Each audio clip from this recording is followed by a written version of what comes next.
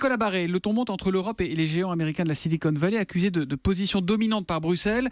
Google accuse en retour l'Europe de ne rien comprendre à sa manière de fonctionner. Oui, c'est en fait un choc entre deux mondes. Il y a un vrai fossé culturel d'un côté avec des géants de la Silicon Valley comme Google, Facebook, Amazon qui, au-delà de leur business, défendent au fond des valeurs, parfois même une idéologie un peu libertaire, hostile à l'administration, au gouvernement, à la régulation. Et puis de l'autre, une Europe qui veut protéger les données de ses citoyens et refuse en quelque sorte une forme de colonisation numérique par les empires de la Silicon Valley. Vous dites colonisation numérique ? Oui, d'ailleurs, Angela Merkel vient de prononcer un discours qui est passé un peu inaperçu en France, mais qui est très fort. On a rarement entendu un leader européen s'exprimer de cette manière, expliquer que Google et Facebook, avec leurs algorithmes secrets, créaient des prismes déformants dans l'esprit des citoyens en enregistrant les goûts et les préférences de millions de citoyens européens, en leur offrant les informations qui correspondent à ces goûts et ces préférences, sans les confronter au fond à d'autres opinions, à d'autres goûts, et en allant systématiquement dans leur sens. Et bien du coup, ça ramollit en quelque sorte la conscience des gens, alors qu'au contraire, la démocratie exige qu'on soit exposé à des points de vue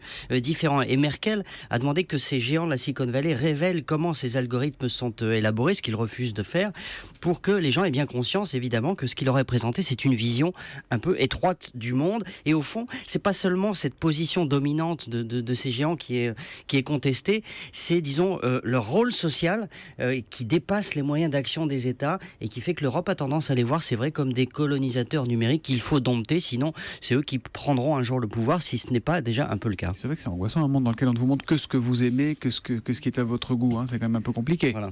Merci beaucoup.